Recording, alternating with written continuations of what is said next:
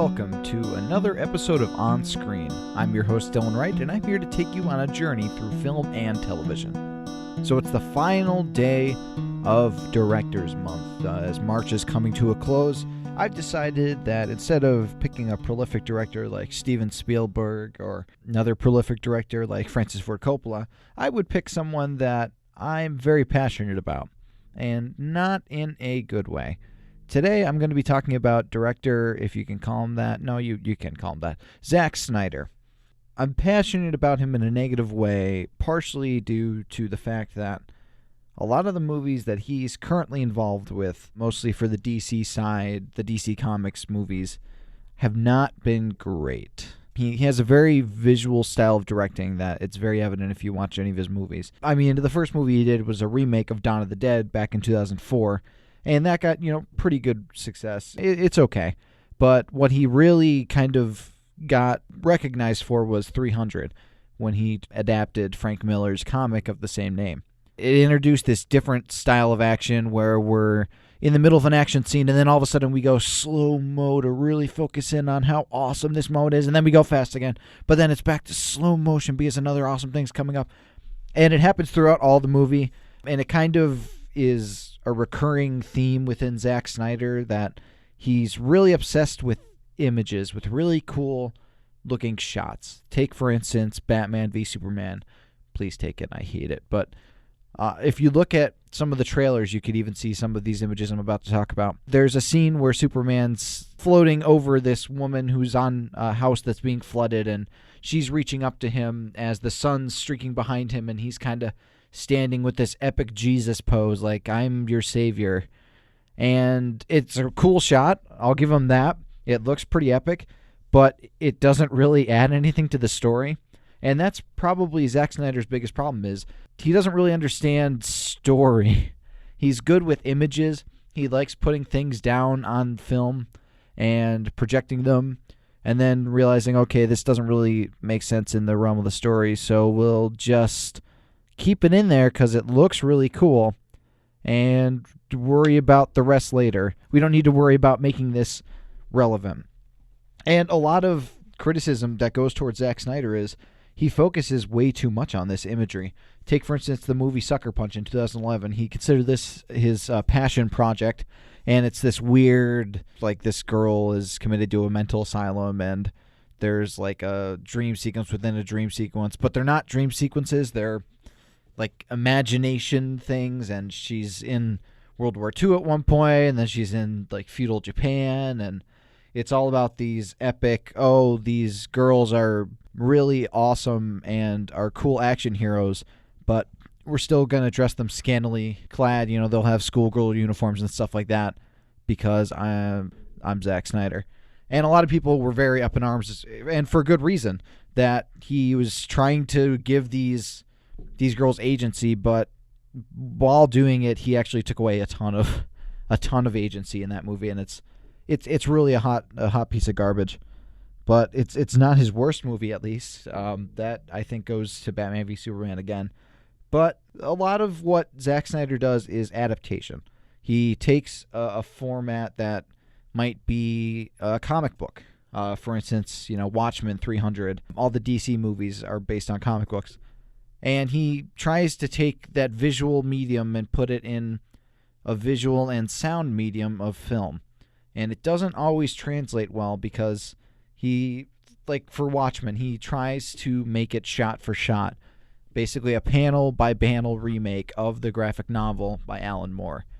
And it just ends up failing because film is not comic books. What works in comic books might not work in film, and vice versa.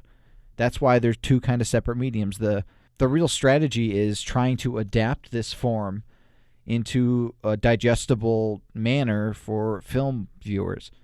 Some people don't read comics, and you can't expect them to go to the movies and know what this comic book is. You have to make it digestible and make it work for the screen. Yeah, comic books work because, they capture one small image in an action scene. And Zack Snyder tries to combat this by going slow motion all the time. He just slows down a frame, and he's like, oh, it's like a frame of a comic book. Look how cool it is. We're like a comic book. And it happens so often that you're like, well, why aren't I just reading the comic book? What are you adding that makes me want to go to this movie? What are you bringing to the table that I'm not going to get in a comic book? And the answer is not much. You could say, okay, maybe he's adding some cool story stuff or adding some depth to the characters that weren't there before. But look at Batman v Superman. There's a million different characters. I couldn't tell you one of the characters' motivations because there's so many different subplots and weird divergences from the main story, and you don't know why somebody's fighting this person and who's fighting who, and I think a lot of that breaks down to his directing style. It's flashy, it's fun to look at the first time, but after the 300th slowdown of an action scene or just, a darkness that isn't really needed in comic books where they wear spandex, you get bored. You get really bored. The length of a lot of his movies they just drag on. Most of them go over 2 hours and they approach 3. Watchmen's 163 minutes. Like, that's crazy. Batman v Superman was 2 hours 30 minutes, but then they have an extended cut that's over 3 hours long. Like, you don't need to have a movie be that long. Why? Why are you doing that? If you have all these stories that you want to tell, then tell them in different movies. You don't need to cram everything into one movie to make it... It's frustrating. I get really angry when I talk about this kind of stuff because he's just taking franchises that I've kind of loved throughout my life and not knowing how to handle them. He doesn't understand characters. He doesn't understand story. He only understands visuals. And visuals can take you so far. But you need a good story and good characters to back that up. And I don't think he has those good story and good characters. And I mean, you could blame a lot of that on the writing. Sure, you can blame a lot of that on some of the producers, of course. But when it all comes down to it, the director is kind of the final say on different decisions that are made during the film. A lot of times they'll have final cut privileges. And I think Zack Snyder, in his big position as like an executive producer of like these DC films, he has those kind of say. So if he thought something was wrong or felt that something wasn't going the way he wanted it to go, he could have said something. But from the looks of it, it's not good. It's not good at all. And while you can blame the writers, he did write 300. He wrote Sucker Punch. He did this.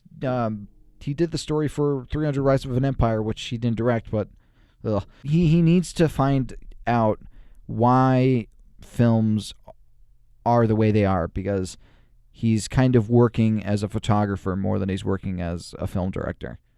He wants the really cool image that sticks in your head. He doesn't want you to remember, okay, so why is Batman fighting Superman? Why are they at odds? Why do they stop fighting after they find out their mother's names are Martha? It's questions like these he needs to answer. I know I ranted for so long about this, but Zack Snyder is probably one of my least favorite people on this earth right now.